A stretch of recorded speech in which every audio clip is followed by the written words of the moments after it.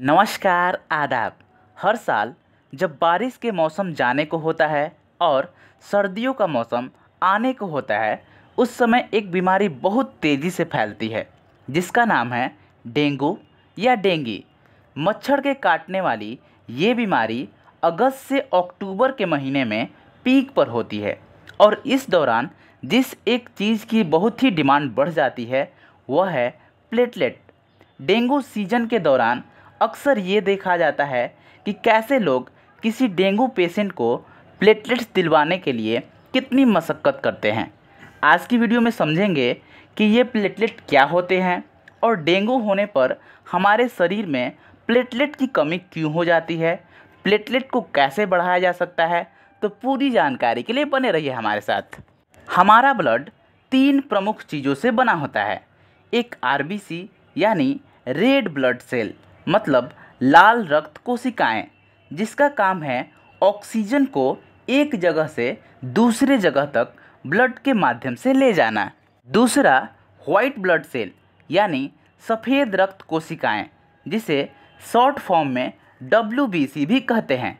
इनका काम होता है इन्फेक्शन से लड़ने में मदद करना। और तीसरा ब्लड में जो चीज़ होती है वह है प्लेटलेट्स, जिसका काम होता है चोट लगने पर खून को बहने से रोकना। ये बहुत छोटे छोटे कण होते हैं। स्वस्थ व्यक्ति के शरीर में इनकी संख्या 1.5 लाख से 4.5 लाख होता है। प्लेटलेट्स के अंदर सैकड़ों तरह के केमिकल्स होते हैं जो खून को क्लॉट करने में मदद करते हैं। जब नसें डैमेज हो जाती है तो तुरंत वहाँ प्लेटलेट्स पहुँच जाते हैं और ग्लू की तरह चिपक जाते हैं और यह खून के रिसाव को बंद करने की प्रक्रिया में लग जाते हैं।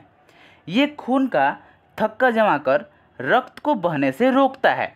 इसके लिए ये फाइब्रिनोजेन की मदद लेता है और फाइब्रिन में कन्वर्ट होकर जाली की तरह ढांचा बना देता है। इस ढांचे में प्लेटलेट्स जाकर चिपक जाते हैं, यानी कि पहले एक जाली बनी है और फिर उस जाली में जाकर प्लेटलेट्स चिपक गए और एक कवर तैयार हो गया। इस तरह से रक्त के जमाव की जो प्रक्रिया है वो पूरी हो जाती है।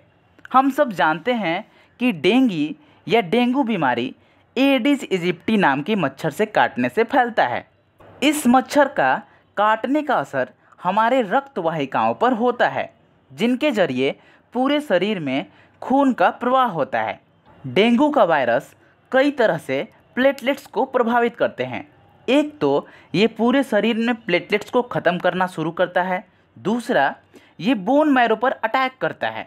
आरबीसी, WBC और प्लेटलेट्स तीनों हमारे बोन मैरो में बनते हैं, जिसके कारण भी प्लेटलेट्स कम होने लगते हैं।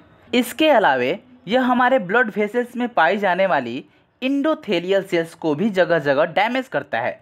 जब इंडोथेलियल डैमेज होते हैं तो प्लेटलेट्स उन्हें ठीक करने में लग जाता है, जिसके कारण प्लेटलेट्स का काम बॉडी में और भी ज़्यादा बढ़ जाता है।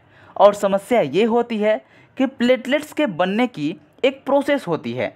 बोन मैरो के प्रभावित होने से भी प्लेटलेट्स के बनने की प्रक्रिया धीमी हो जाती है और एक तरफ प्लेटलेट्स का यूज़ भी ज़्यादा होने लगा है। एक समय ऐसा आता है कि जब प्लेटलेट्स की इतनी कमी आ जाती है कि डैमेज इंडोथेलियल सेल को रिपेयर करने के लिए बचती ही नहीं है, जिसके कारण जगह जगह से ब्लड निकलना शुरू हो जाता है। प्लेटलेट्स के कम होने पर कुछ इस तरह के लक्षण आते हैं। शरीर पर लाल या नीले रंग के चकत्तों का होना, जिसे परप्यूरा कहते हैं। शरीर पर लाल रंग के छोटे छोटे दानों का होना, नाक से खून आना, मसूड़ों से खून आना, लंबे समय तक घावों से खून बहना, ब्लीडिंग का न रुकना, महिलाओं को पीरियड्स के दौरान हेवी ब्लीडिंग होना। शरीर में प्लेटलेट्स की कमी की वजह से ब्रेन हेमरेज हो जाता है। ये हेमरेज कहीं से भी हो सकती है, चाहे वो ब्रेन हेमरेज के फॉर्म में या फिर चाहे हेवी ब्लीडिंग पीरियड्स के फॉर्म में। नाक से भी तेज़ी से ब्लड आता है और बंद नहीं होता है। इसके अलावे अगर कहीं चोट लग गई हो तो खून बहता ही रहता है, थक्का जमता ही नहीं है। शरीर में प्लेटलेट्स की कमी होने पर पपीता खाने की सलाह दी जाती है। डेंगू से ग्रसित मरीजों को पपीता के पत्तों का रस भी पीने के लिए दिया जाता है। इसके अलावे प्लेटलेट्स की कमी को दूर करने के लिए विटामिन B12, विटामिन C और विटामिन K युक्त फलों और सब्जियों को खाने की सलाह दी जाती है। ये सभी सलाह डॉक्टर के गाइडेंस में ही लेनी चाहिए।